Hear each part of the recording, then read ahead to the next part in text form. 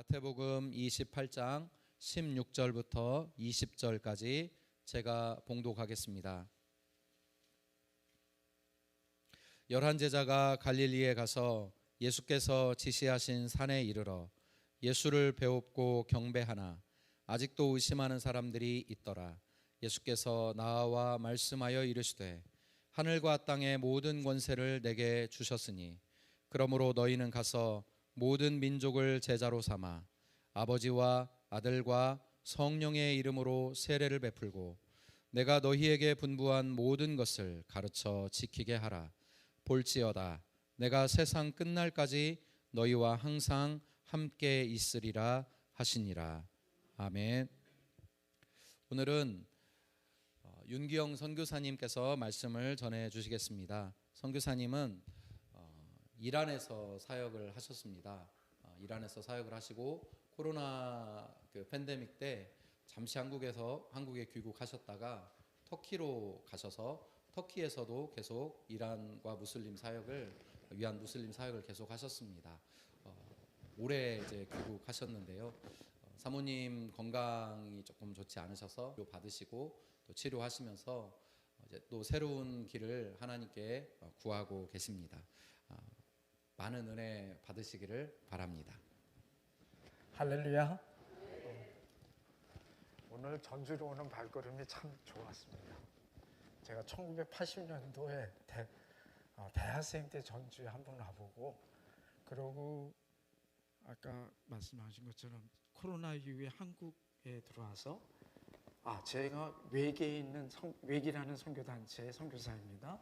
그래서 외계 한국본부에서 몇 년간 사역할 때 전주 지부가 있어요. 여기 저희 단체 안에. 그래서 지부에 일 있을 때마다 왔다 갔다 하느라고 전주는 그냥 왔다가 가고 몇 번 해봤는데, 오늘 KTX 타고 내려오면서 전주역에서 내려서 쭉 버스를 타고 걸어오는데 너무 기분이 좋았습니다.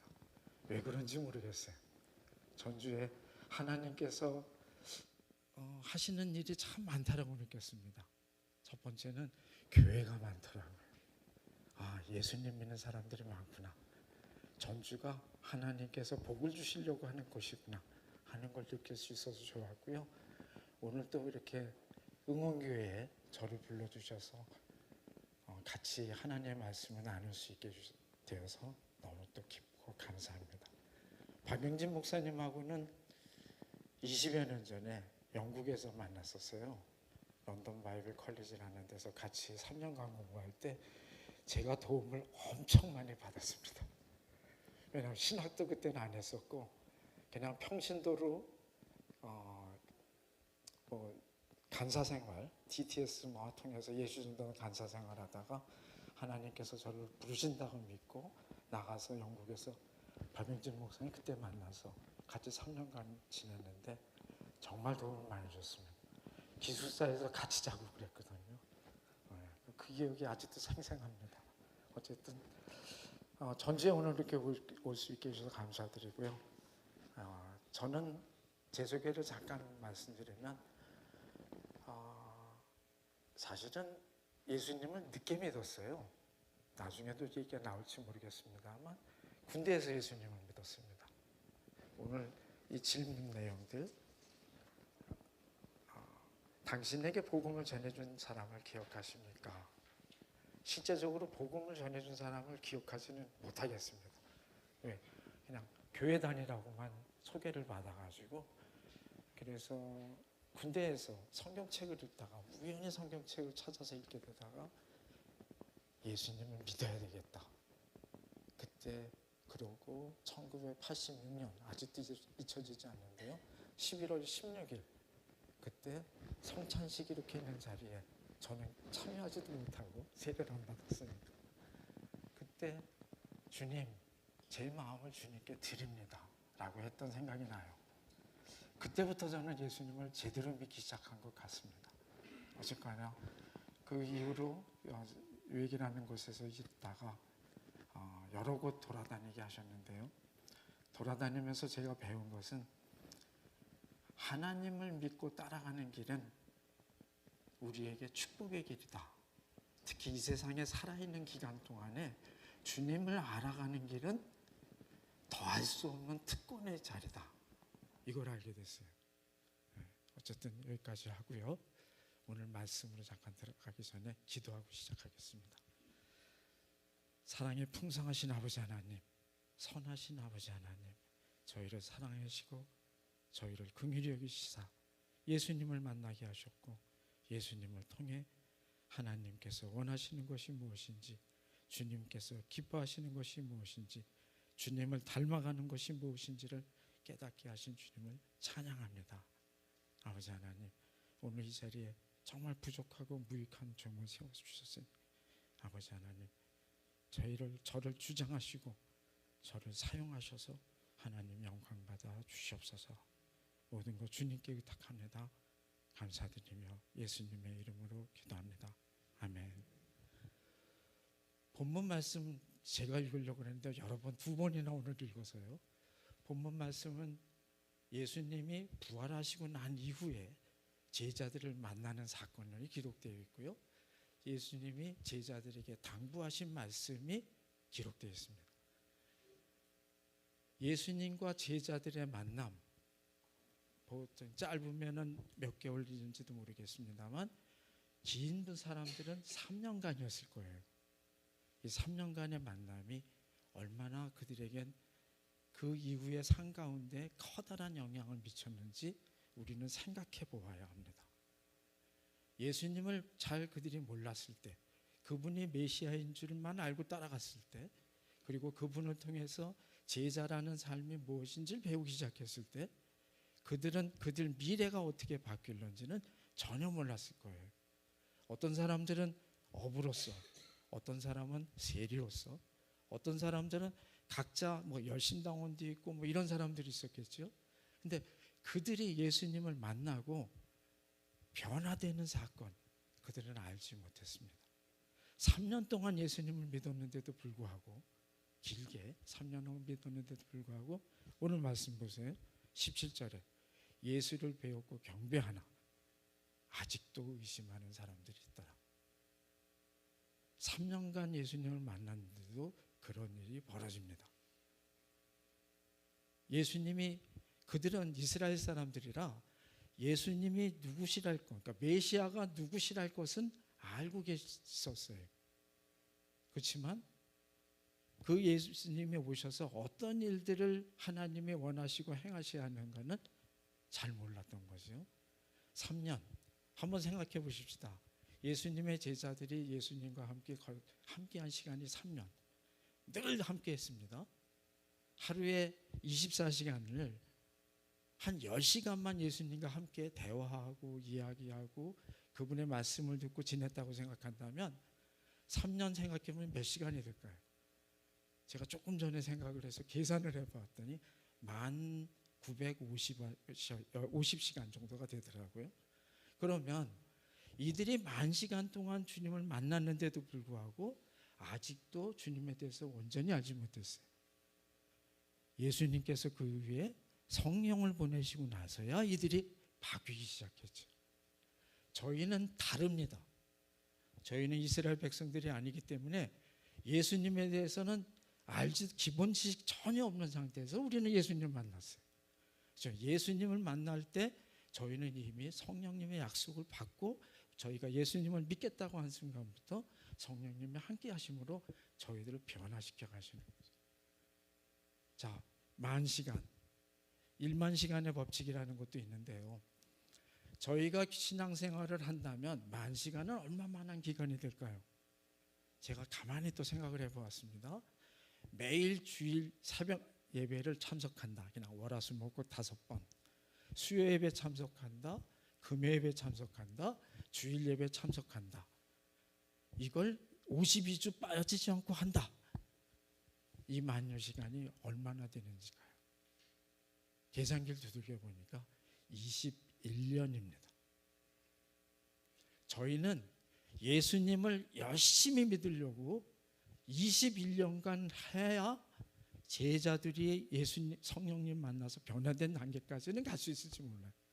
그러나 하나님께서는 저희들에게 은혜를 주시기 때문에 어떤 사람은 더 빨리 주님 앞에 나갈 수 있습니다. 어떤 사람은 늦게 나갈 수도 있겠죠. 특히 저 같은 사람이 그랬습니다. 저 86년에 예수님을 믿었다고 말씀드렸죠. 돌아보니까 40년 가까이 되는데 아직도 배워야 될 게 많습니다. 주님을 더 깊이 알아가야 될 게 많습니다. 자, 주님과 만나는 것 정말 중요합니다. 오늘 여러분과 저는 처음 만났습니다. 사모님도 오늘 처음 만났고요. 박영진 목사님은 예전에 3년간 같이 지낸 시간이 있고 그 이후에 한 2번 만났을까요? 그리고 오늘 한 3번째 되는 것 같습니다. 근데 만남의 깊이가 다른 것 같아요. 오늘 제가 집을 나와서 아침에 6시에 집을 나왔는데 나와서 버스를 타고 지하철을 갈아타고 용산역까지 가서 KTX를 타고 전주역에 내렸습니다. 전주역에 내려서 버스를 타고 여기 저 앞에 뭐 선거관리위원회인가요? 저 앞에서 내려서 걸어올 때까지 제가 몇 사람을 만났는가 세어보았어요. 대략이요. 한 10대 명? 그리고 대합실 안에서도 몇 명을 만났던 것 같아요. 그렇지만 그들과 저는 아무런 연관성이 없습니다. 예수님을 만난다라는 것 정말 중요한 것입니다. 왜요? 예수님을 만나야 저희들이 변하기 때문에. 예수님께서 말씀하신 것들이 저희 삶 속에 이루어질 수 있기 때문에 그렇습니다. 주님을 만나서 제일 좋은 게 뭔가? 제 안에 제가 보통 그렇게 생각하는데요. 예수 믿는 사람들의 특징이 뭘까? 첫 번째, 기쁨이 있다. 왜요? 예수님께서 기쁨 주신다고 그랬잖아요. 내가 너희에게 이 말을 이루는 것은 내 기쁨이 너희 안에 있어. 너희 기쁨이 충만하게 되기를 원한다. 기쁨이 있는 삶. 두 번째는요. 저희는 평안합니다. 요한복음 24장 27절인가? 아니, 14장 27절이죠. 평안을 끼치는 예수님이 주시는 평안은 세상이 주는 것과 다르다라고 했어요. 예수님이 주시는 평안, 기쁨 또 하나가 있다면 그분을 알게 되면서부터 저희 안에 감사하는 마음이 생기기 시작합니다. 예수님 믿는 사람의 특징, 기쁨, 평안, 감사라고 제가 말씀드리겠는데요. 우리는 얼마나 누리고 지내고 계시는지. 제가 1999년에 한국을 떠나서 지난 7월 25일 날 귀국을 했는데요. 영국 귀국을 했습니다. 여러 나라를 돌아다니기도 했지만 한국에 올 때마다 제가 느끼는 것 하나는 사람들의 얼굴이 점점 변한다. 예전엔 김포공항에서 먼저 내렸고요. 최근에 와서 이제 인천공항에 내렸겠죠. 공항에 내리면서 느껴지는 분위기가 다르다. 한국은 그래도 영적인 분위기가 좋았던 곳인데 점점 쇠락해가고 있는 걸 느껴요. 지하철에 탈 때마다 사람들이 얼굴을 이렇게 쳐다봅니다. 그들의 얼굴에 평안이 없어요. 늘 쫓기는 것 같고 불안한 것 같고 그리고 뭔가 눌려 있는 것 같아요. 이 땅에 예수님 믿는 사람이 많을 텐데 왜 한국이 점점 이렇게 되어갈까? 정말 고민이 많습니다. 오늘 제가 한국교회의 갱신을 위해서 세상 속 빛과 소금의 자리로 돌아오도록 이 기도는 저희가 잊지 말고 해야 될 기도입니다. 저희 부모님 세대에는 저희 때보다 오히려 성경 지식은 부족했는지 몰라요. 그렇지만 그들은 뜨겁게 기도하는 세대였습니다. 나라를 위하여, 민족을 위하여, 통일을 위하여 기도하던 세대였어요. 근데 지금은 저희가 그런 신앙의 유산을 많이 놓치고 있는 것 같습니다. 자, 제가 말씀드렸습니다. 만남이 중요하다. 우리는 그분을 만났습니다. 예수님을 만났다라는 것 사실에서 생각할 때 저희들의 삶뿐 아니라 저희 주변의 사람들의 삶까지도 바꿔드릴 수 있습니다.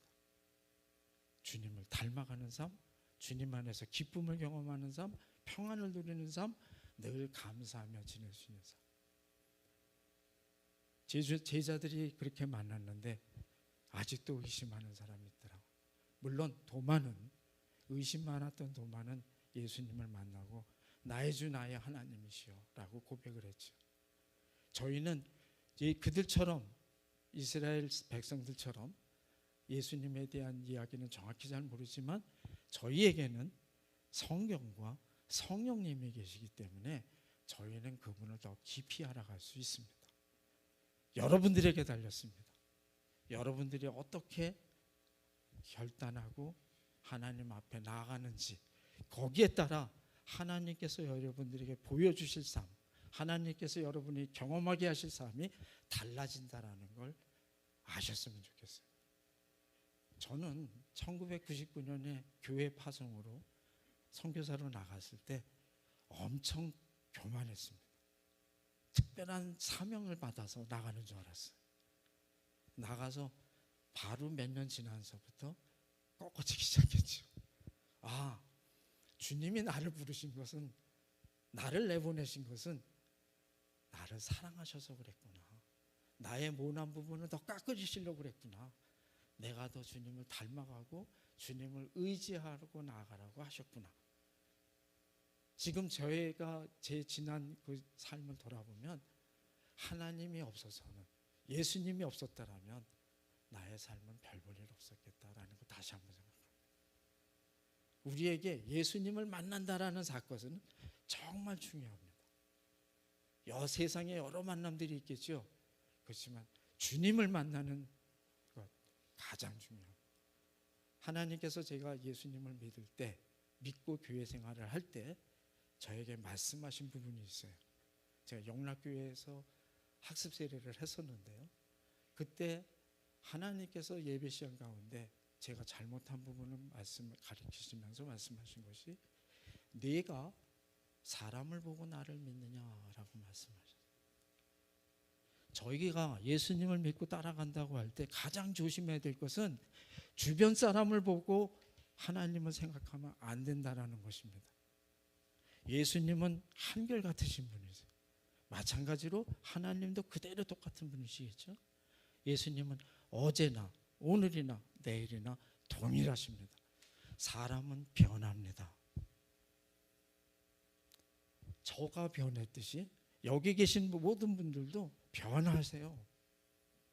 어떻게 변하느냐가 중요합니다. 그래서 주님을 똑바로 알아야 합니다. 예수님을 정확히 만나셔야 합니다. 그래야 변화됩니다. 제자들 보세요. 이때는 의심하는 사람도 있었습니다. 그렇지만 어떻게 됐나요? 이분들로 인해 저희들에게까지 복음이 전해졌습니다. 이분들을 통해서 저희가 하나님을 알게 됐어요. 이분들 때문에 저희가 하나님께서 원하시는 삶이 무엇이고 하나님의 약속이 무엇인지를 분명히 알기 시작했던 거죠. 제가 살아오면서 가장 잘했다고 생각하는 거 하나, 여러분도 동일하기를 바랍니다. 예수님 믿게 된 것.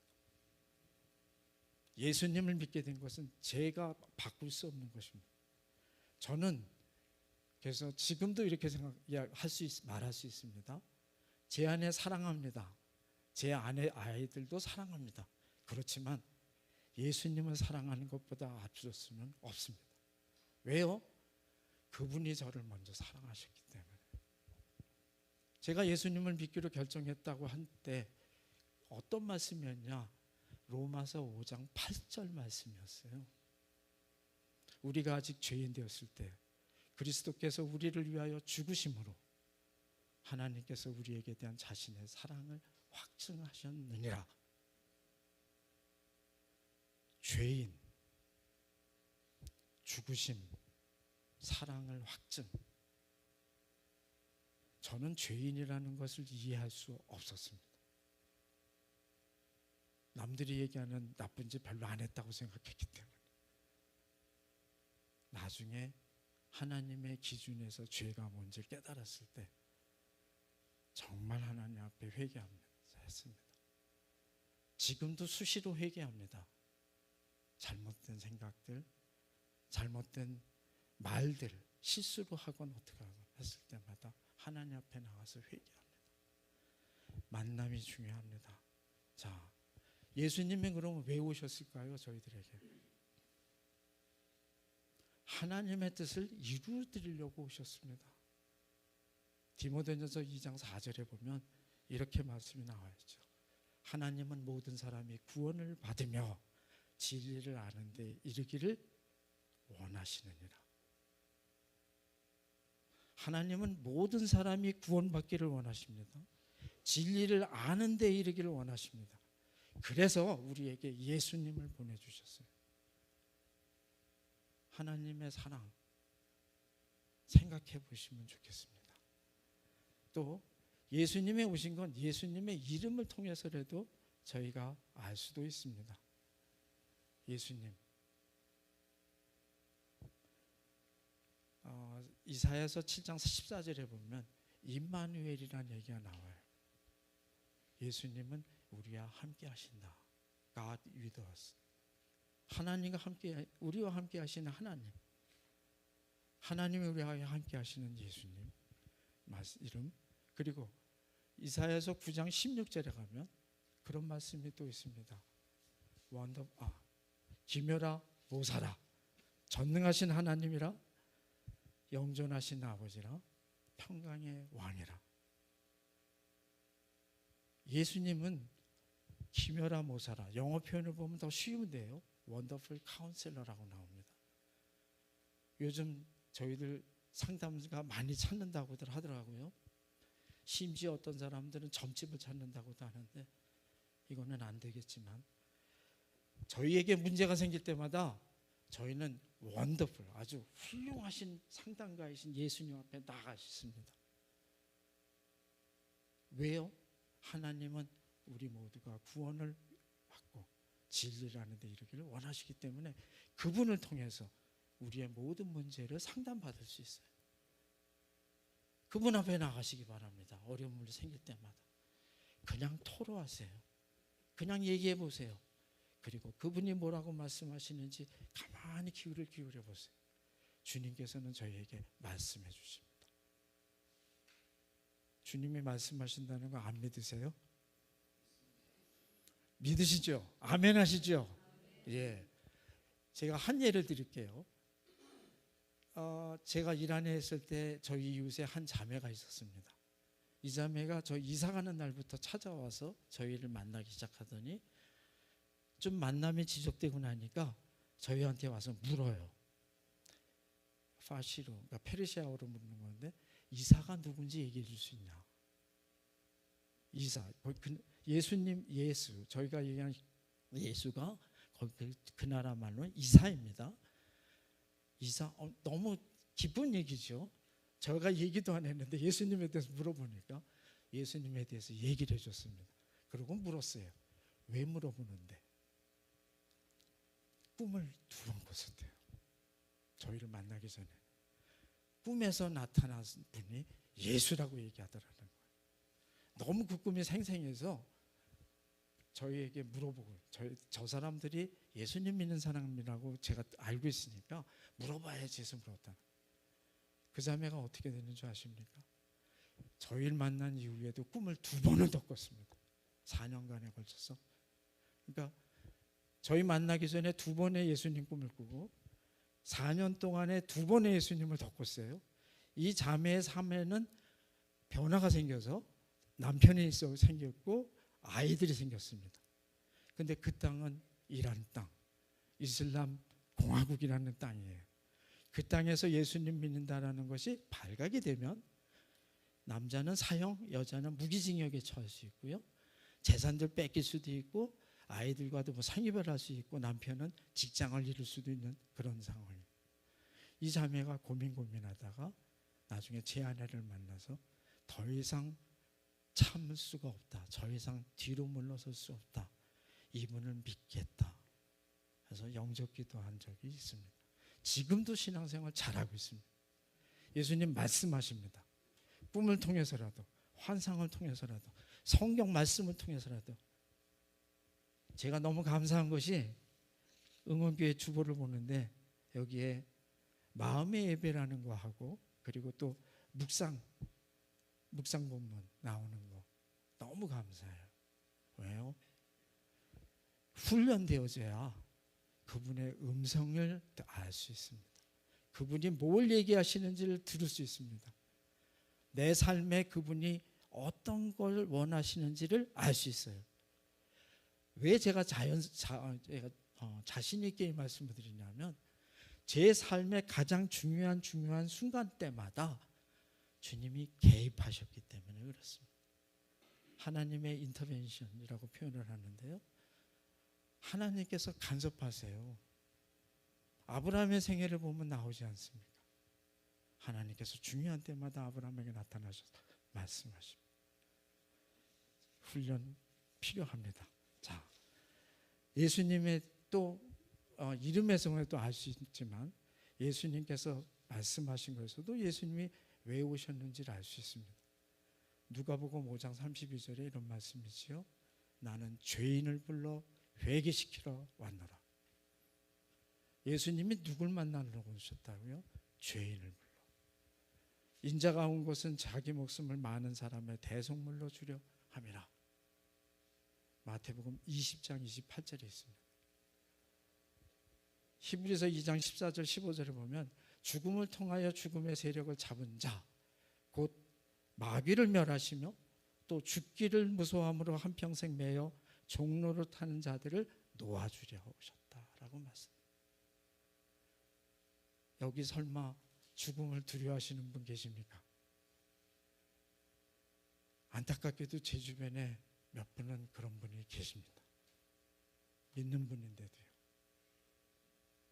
저희는 죽음을 두려워할 이유가 없습니다. 물론 이야기를 딱 들으면 두렵겠지요. 지금은 아무렇지 않지만 암 걸리셨어요 하면은 철렁할 겁니다. 그렇지만 하나님 안에서 그 문제를 생각해 보면 달라지기 보입니다. 저희는 문제만 보이죠. 하나님은 그 문제를 통해서 나를 이끌고 가신다라는 걸 저희 놓칠 수 있습니다. 제가 한창 힘들었을 때 그때 하나님께서 저보고 말씀하셨던 것이 너는 왜 너의 문제를 바라보고 있니? 너는 나를 바라보면 된단다. 제가 그 문제 때문에 며칠 밤을 잠을 제대로 못 자고 갈등하고 분노하고 그랬던 때였었어요. 부끄럽게도. 근데 하나님께서 저에게 나만 바라보아라. 주님을 바라보니까 그 문제가 문제로 안 보이더라고요. 오히려 주님 주시는 평안을 그때 경험했습니다. 그날 밤 편안하게 잤습니다. 정말 편안하게 잤습니다. 주 예수님이 오신 것, 죄인을 불러 회개시키러 오셨다. 그리고 나는 너희들의 대속물로 왔다. 그리고 마귀를 멸하러 오셨다. 마귀의 묶임으로부터 자유롭게 해주려고 오셨다. 또 내 양들에게 영생을 주노니 영원히 멸망하지 않을 것이다. 저희에게 영생을 주시려고 오셨다고 했습니다. 또 내가 온 것은 양으로 생명을 얻게 하고 더 풍성히 얻게 하려는 것이라. 여기서 더 풍성이라는 것에서 관심을 저희는 기울여야 합니다. 왜요? 아직까지 내가 경험해보지 못한 것, 내가 아직까지 알지도 못해본 것들, 그건 하나님이 여전히 준비해 두고 계시고 내가 어떻게 주님의 뜻대로 따라가느냐에 따라서 그것이 나의 것으로 경험되어진다라는 것이기 때문에 왜 이런 것을 하나님이 하시기를 원하실까요? 저희를 온전한 하나님의 자녀로 만드시기 위해서 그렇습니다. 이 땅에 살아있다라는 것은 저희에게 정말 중요한 기회를 주셨다는 것이나 다름이 없습니다. 세상 살다 보면 어려운 일 많습니다.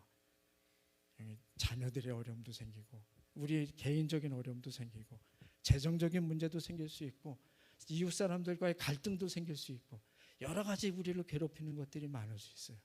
그렇지만 주님을 바라보시면 모든 문제의 해결은 그분으로부터 옵니다. 이것은 어디서 오느냐? 만남이 중요하다고 말씀드렸잖아요. 예수님과의 만남을 꼭 붙잡으세요. 그리고 그 만남이 우리 주님 안에서 친밀한 관계로 변해가야 됩니다. 자, 모세가 십계명 돌판 2번을 받았습니다. 한 번 금송아지 사건 때문에 깨뜨리고, 두 번째 올라갔다가 40일 동안 하나님과 먹지도 않으면서 지냈다고 나오죠. 그분이 내려올 때 어떻게 되었나? 이스라엘 백성들이 모세의 얼굴을 쳐다보질 못했습니다. 빛나는 광채로 인하여. 여러분이 예수님과 깊은 관계, 하나님과 깊은 관계 속으로 들어가면 들어갈수록 여러분의 얼굴에 하나님을 아는 광채가 빛날 겁니다. 여러분 안에 기쁨이 있고 평안이 있고 감사가 넘치는 삶이라는 것을 주변 사람들이 알아보게 될 거예요. 그분들에게 하나님의 선한 영향력이 흘러갑니다. 절대로 문제를 집중하지 마십시오. 문제 넘어 계시는, 문제는 아무것도 아닌, 문제는 그분이 보시기에 정말 요만한 문제거리도 되지 않는 그분을 바라보시고 그분 앞에 나가시기를 정말 소원합니다. 하나님께서 저희에게 주시는 것 알 수 없습니다. 자, 제자들 아까 말씀드렸잖아요. 만여 시간을 예수님과 함께 보냈는데도 예수님이 누구신지 몰라요. 예수님이 그렇게 얘기를 설명해 주셨는데도 여기 앞에 저희가 28장 7절인가요? 10절에 나오죠. 예수께서 가서 내 형제들 갈릴리로 가라 하라. 이 얘기를 이미 예수님께서 제자들에게 미리 얘기해 주셨는데도 불구하고 제자들은 그 생각도 다 잊어버려요. 저희는 이 제자분들하고는 좀 다른 상황에 있죠. 저희는 이미 성경을 통해서, 예배를 통해서, 개인 경건의 시간들을 통해서, 기도 시간을 통해서, 묵상통 시간, 큐티 시간을 통해서 그분을 점점 더 깊이 알아가고 있으니까. 그리고 제자들이 알았던 것보단 저희가 훨씬 더 많은 내용들을 이미 알고 있습니다. 교회 생활을, 신앙 생활을 통해서. 저희가 단지 부족한 것은 이들처럼 모든 것을 버리고 주님을 따랐나이다 하는 이것이 안 돼 있는 거죠. 제가 이란에 있으면서 또 한 자매를 만나서 복음을 전한 일이 있습니다. 저 아내랑 같이요. 그 자매가 저에게 많은 것을 질문하고 예수님을 믿으라고 권면했어도 잘 돌아오질 않았어요. 이슬람의 영향에도. 심지어 저에게 꾸란, 그러니까 이슬람의 정경이라고 하는 코란이라고 하는 거, 그거에 대한 걸 쭉 파일로 5개를 저한테 보내기도 했었습니다. 그 자매가 저희가 코로나 직전에, 코로나가 2012년에 잠깐 한국에 나올 때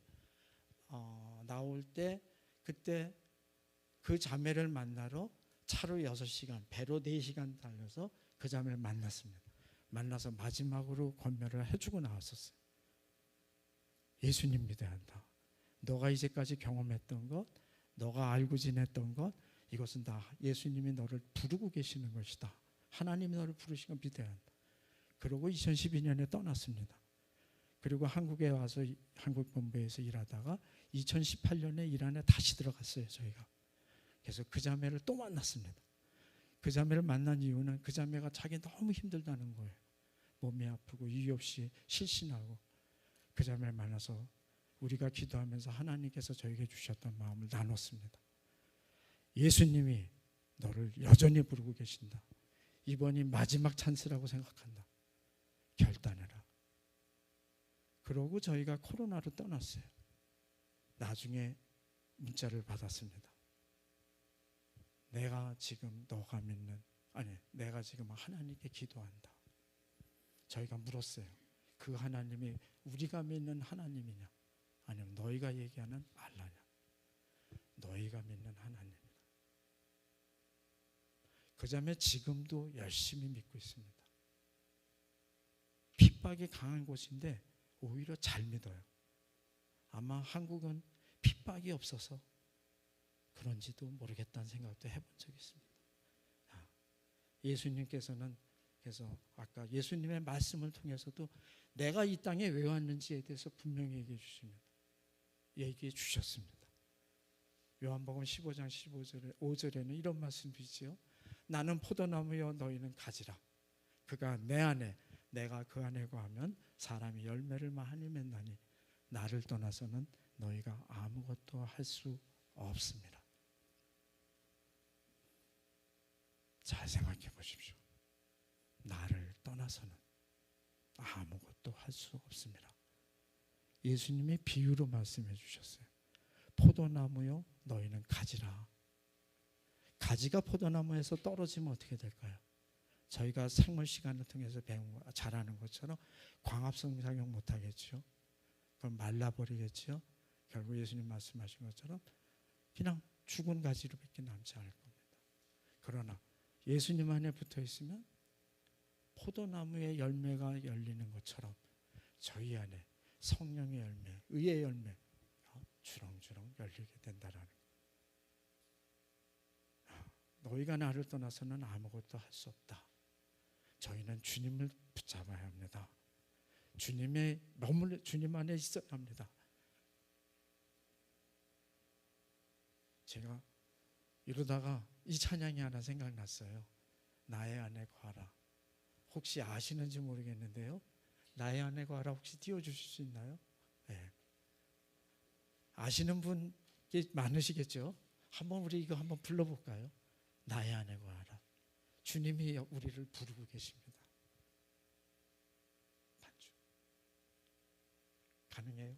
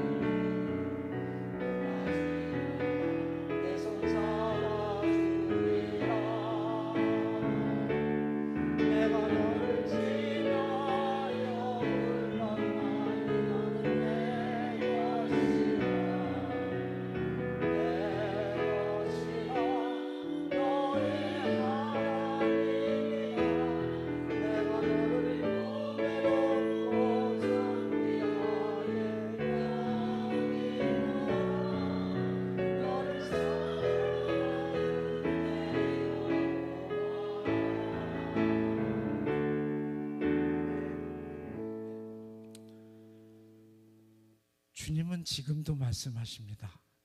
내 안에 거하라. 주님 안에 거하시는 여러분이 되시기를 주님의 이름으로 축원합니다. 자, 오늘 말씀 또 잠깐 볼게요. 예수님께서 말씀하셨습니다. 하늘과 땅의 모든 권세를 내게 주셨으니 그러므로 너희는 가서 모든 족속을 제자로 삼아 아버지와 아들과 성령의 이름으로 세례를 베풀고 내가 너에게 분부한 모든 것을 가르쳐 지키게 하라. 볼지어다 내가 세상 끝날까지 너희와 항상 함께 있으리라. 아멘. 제자, 오래간만에 옛날 히브리어 아니 헬라어를 찾아봤습니다. 마테테스. 그리고 영어 성경도 뒤져보았습니다. 제자의 뜻이 무엇인가. 그러다 보니까 사도행전에 안디옥에서 비로소 그리스도인이라 칭함을 받게 되었더라 하는 얘기가 생각이 났어요.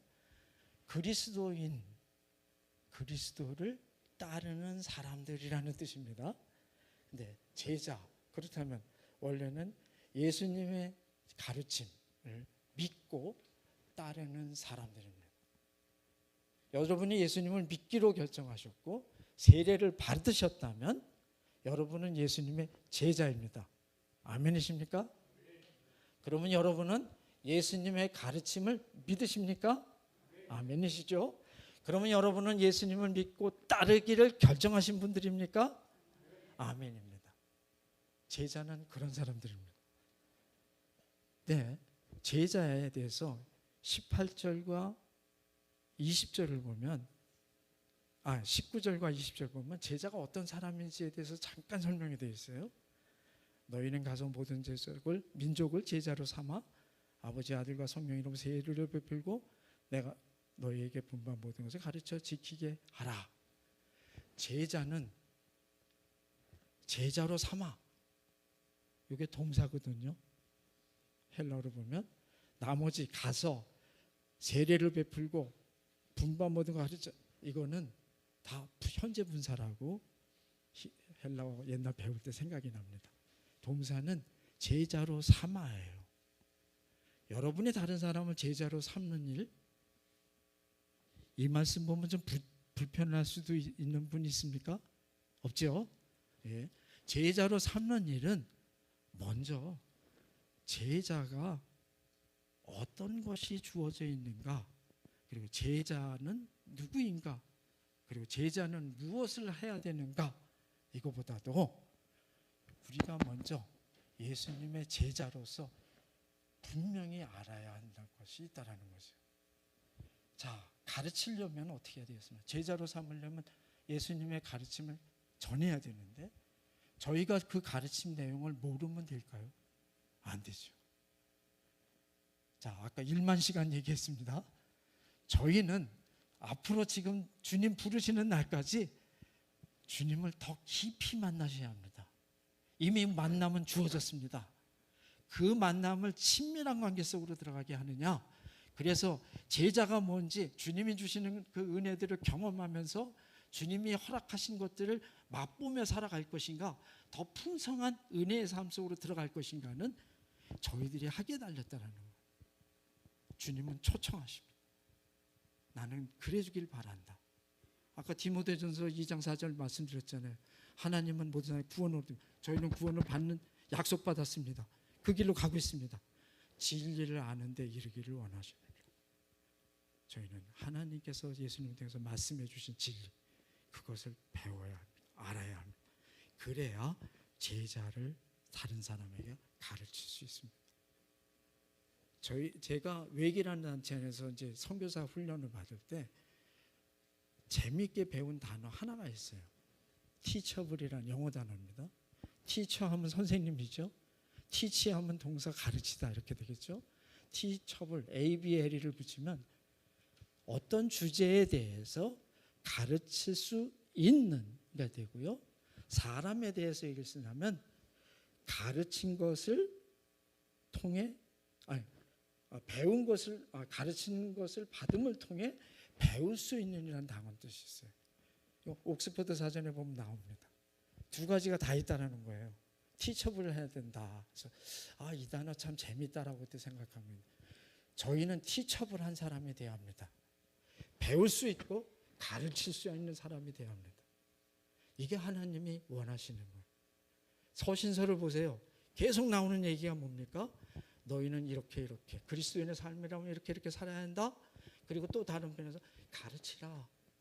목회서신이라는 통해서도 얘기가 나오잖아요. 저희는 예수님을 믿는 사람이라면 가르칠 수 있어야 합니다. 이 말씀은 멀리 나가서 전하라는 사람들에게만 주어진 게 아니라는 얘기예요. 저희 주변에 지금 얼마나 많은 사람들이 있습니까? 가까이 있는 저희 가족들 있죠.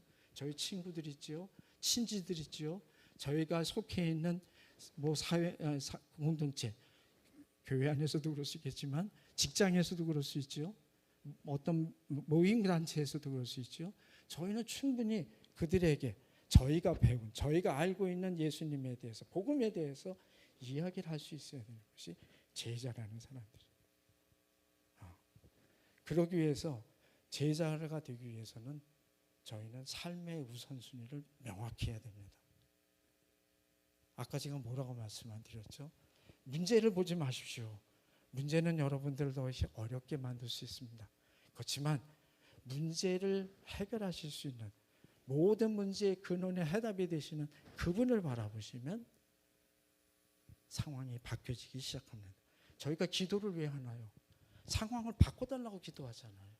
하나님께서 저희 기도를 안 들으십니까? 들으시잖아요. 기도 응답 안 받으셔보신 분 있습니까? 여러분들 제가 잘 모릅니다. 저는 내 기도가 응답 안 되었구나 할 때가 한 번 있었습니다. 아니요, 2번 있었어요. 나중에 알았습니다. 하나님께서 응답하셨구나. 나는 그걸 몰랐구나. 저는 그때 제가 원하는 대로 응답해 주시길 바랬었어요. 근데 응답은 되었는데 시간이 지나서 응답되었었습니다. 하나님은 정말 선하시구나. 기도하십시오. 저희가 기도의 사람이란 뮬러인가요? 고아원에 저가 했던 5만 번 기도 응답을 받았다는 그분의 기도, 그분이 죽고 난 뒤에 친구들을 위한 기도를 통해서 그 중에 한 친구가 예수님 믿게 되었다는 얘기 아시잖아요. 하나님은 저희의 기도를 그냥 흘려보내지 않습니다. 저희가 하나님 앞에 간절히 기도하면 하나님 들으십니다. 저희의 삶의 순위를 분명히 하셔야 합니다. 뭘 먹을까, 무엇을 입을까, 뭘 마실까 걱정하지 말라. 그것은 이방 사람들이 구하는 것이라. 저희는 과거에는 이방인이라는 범주에 들어있습니다. 지금은 아닙니다. 왜요? 영접하는 자, 곧 그의 이름을 믿는 자들에게는 하나님의 자녀가 되는 권세를 주셨으니, 우리는 지금 하나님의 자녀입니다. 하나님의 자녀, 권세를 주셨으니 그 권세, 예수님 하늘과 땅의 모든 권세를 내게 주셨으니 그 권세를 저희에게 위임하셨습니다. 제자들 내보내실 때 그랬잖아요. 귀신을 쫓아내고 병을 고치고 그런 권세를 주셨다. 성경에 나와 있지 않지만 저희들에게도 이미 주어져 있습니다. 그렇기 때문에 어떤 분은 중보기도의 은사가 있고, 어떤 분은 예언의 은사도 있고, 어떤 분은 통변의 은사도 있고, 하나님께서 지금 은혜를 계속 부어주고 계십니다. 한국에서 안 일어난다고 아니라고 하지 마시기 바랍니다. 선교 현장에서는 이거보다 더 놀라운 일들이 일어납니다. 제가 있던 이란 땅에 이런 케이스가 있었어요. 전 이야기를 전해 들었습니다. 자매가 있었습니다. 어느 날 하나님께서 이 자매에게 몇 년 몇 월 몇 시에 어디로 가라, 누구를 만나라, 그에게 이것을 건네줘라, 성경책을 건네줘라. 그 자매가 그대로 따라서 갔습니다. 그 사람을 만났어요. 그 사람이 정말 성경을 갖기를 원하고 있었던 사람. 아니, 성경에 이미 나오잖아요.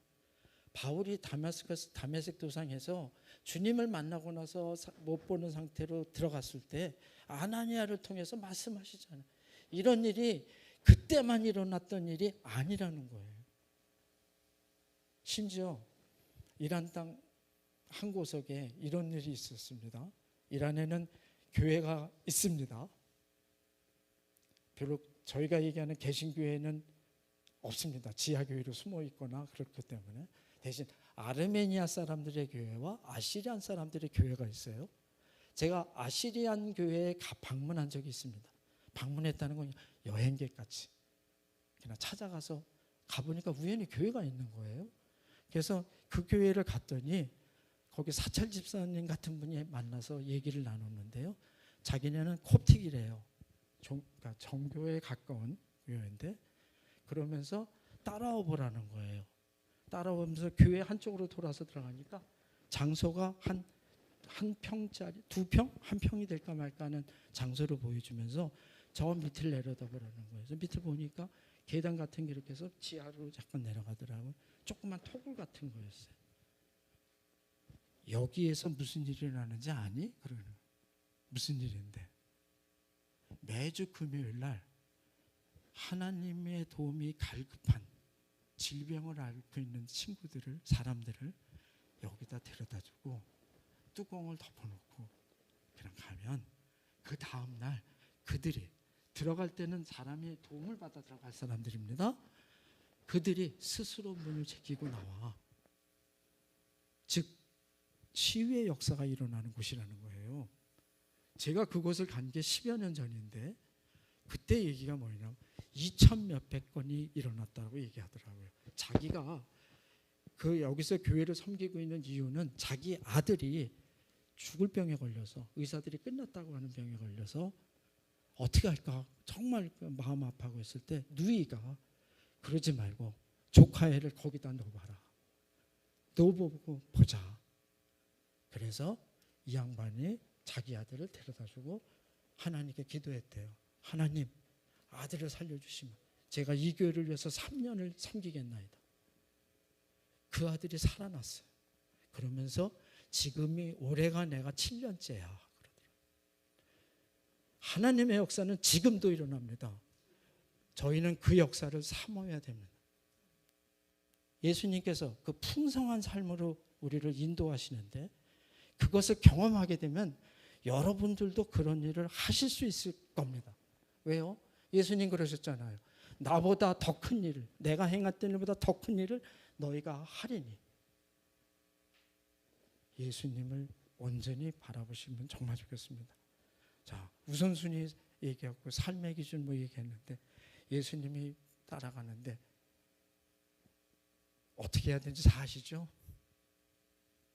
주님의 말씀을 온전히 믿고 따라가는 겁니다.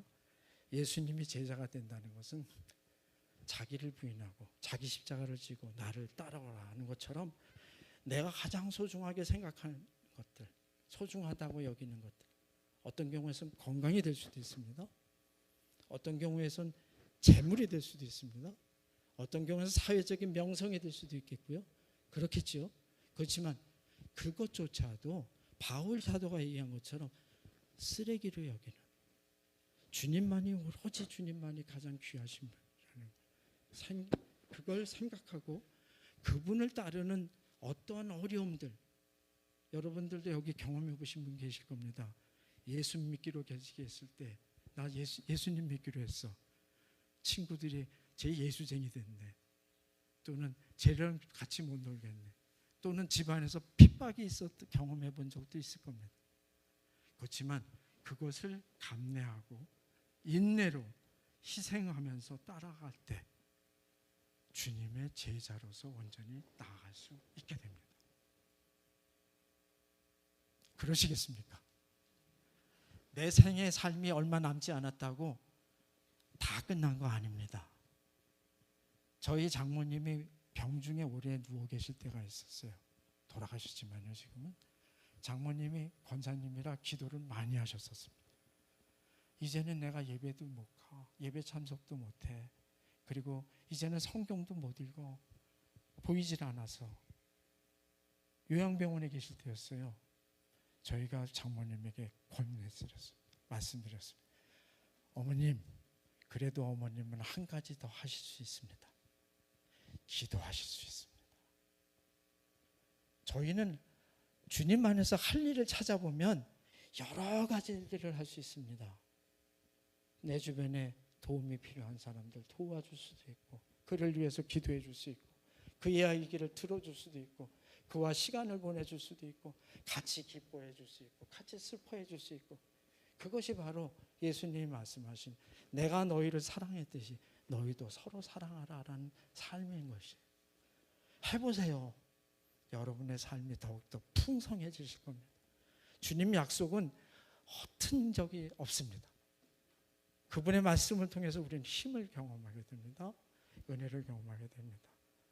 자, 예수님께서 이렇게 좋은 얘기로 말씀해 주셨는데 사도 베드로는 저희들에게 이렇게 권면합니다. 이렇게 이걸로 마치기로 하겠는데요. 베드로후서 3장 18절 마지막 말씀입니다. 베드로후서의 마지막 말씀.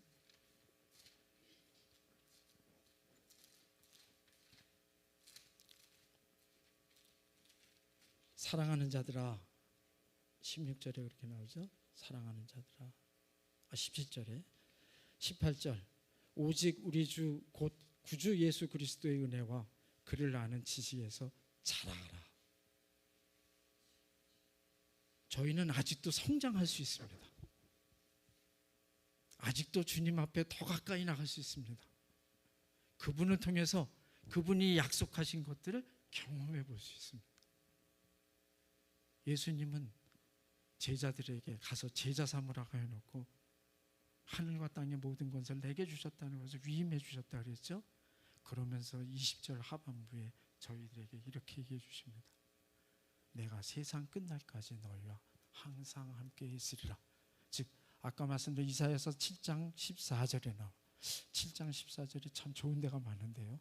다니엘서 7장 14절도 그렇고 이사야서 7장 14절도 그렇고 요즘 같아서 역대하 7장 14절도 그렇죠. 어쨌든 이사야서 7장 14절의 말씀 임마누엘 그분이 우리와 함께 하십니다. 저희를 떠나지 아니하시고 버리지 아니하십니다. 저희 손을 붙잡고 인도해 가시는 분이십니다. 눈에 보이지 않는다고 그분을 잊어버리지 마시기 바랍니다.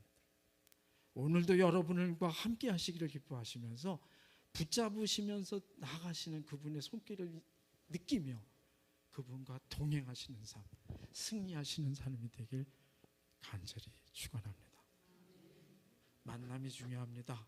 그분과 친밀한 깊은 교제가 중요합니다. 관계가 중요하다는 얘기죠.